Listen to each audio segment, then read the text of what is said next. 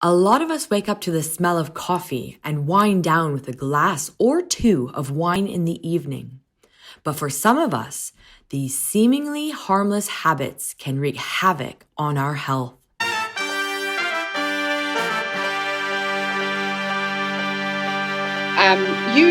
You actually metabolize caffeine pretty quickly. Okay. So the enzyme that we look at deals with detoxifying caffeine through the liver.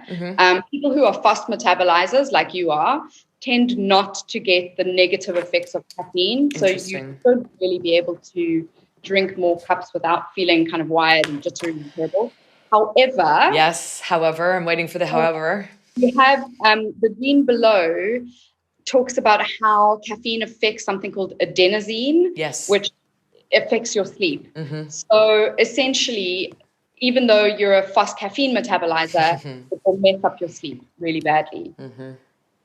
Interesting. And we went through results with a woman yesterday who also was a fast metabolizer, but she says she cannot touch caffeine. So I was going to have a look into perhaps other pathways that could be responsible for that as well. And I would love you to do that because I also have a friend who mentioned that as well. But one of the big reveals for me is I am quitting caffeine. Okay. So Café Diem is quitting caffeine. There will be a video that will follow this big reveal, explaining why I'm quitting caffeine. But I've been slowly weaning myself off of it for the last week or so. So I'm on my second week of weaning off. And then by the end of the month, I will have stopped drinking like green tea as well, just caffeine in general. Yeah. And for the whole month of February, so 4 solid weeks, I want to just be completely free of caffeine and see how I feel come March. Your energy levels. Yeah. Yeah, I'm so fascinated. And my mindset is like, I'm doing it. You know what I mean? So it's just really interesting that I am a fast metabolizer of it. But I'm going to do a different video, so I won't give it all away. But there's just some things that it's just not serving me what I want it to do anymore. So I'd actually really be interested to watch that. Totally. So my last full caffeinated beverage on Café Diem for this month and the whole month of February. We'll see next week. It might be a tea or it might be a decaf. But like I say, I've got my little plan. So sorry. How many you drink? How many have you got? How many are you drinking a day before this kind of? Oh, maximum 2. I mean, maybe 3 if I was like meeting somebody out, but like 1 to 2, max 3, maybe once a month or something. So not a lot. Okay. But I've also never drank like 6 or 7 cups, which would be interesting as well. So what I'll do is I'll go from drinking none and then I'll see how I feel after drinking 6 or 7 cups. Oh, heavens. But fascinating. So good. I'm pleased to that. So I wanted to share that knowledge with you ladies and everybody who's watching that Café Diem is quitting caffeine. So we'll see. Cool. Awesome. Thank you. Appreciate that. Next. What's next? Okay, finally looking at the way, so it's one of the pathways in the liver that help you to detoxify alcohol. Okay. It's quite a common one in Asian populations that they tend to have SNPs here, which is where the Asian flush comes from. Yes.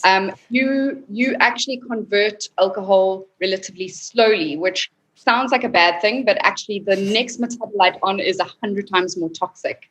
So you want to do that process slowly to give your body the chance to basically mop up all of those free radicals. So free radicals are things in the body that create damage, make you feel shitty.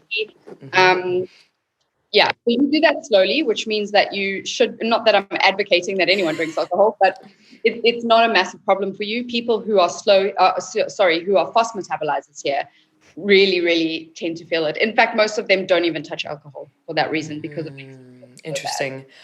I really think that we could have probably done a whole episode on stimulants for everybody because there's lots of questions around this, I'm sure. So, okay, good to know. What were you going to say, Vicky? Was there something you wanted to back to the alcohol, Jean? When like Kate says, most people know, and people literally, just even a few sips, if they can't tolerate it, feel really bad. Or some of the clients that we work with have said they've had a couple of sips of wine and the headache's already there. They feel so bad from it.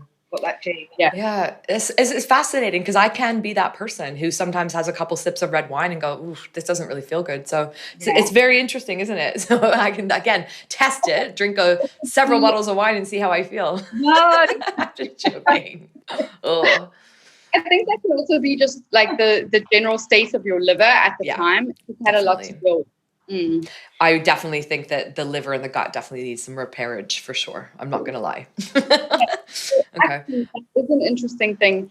The next metabolite from alcohol, where I said is 100 times more toxic, is something called acetaldehyde. Yes. And candida, which is quite a common yeast infection, also gives off acetaldehyde. So people with infections can also find that alcohol, if they drink alcohol, because they're adding to that load, it's like they feel terrible. Fascinating. Very interesting. Okay. Yeah, again, another topic, another day. Okay, cool. Okay, so clear on stimulants. So as it stands, I'm a fast caffeine metabolizer. I'm quitting caffeine. Just don't drink it late in the afternoon. And normal alcohol metabolism. So slowly. Super. Awesome. Stimulants, check. Now, one of my favorites, exercise.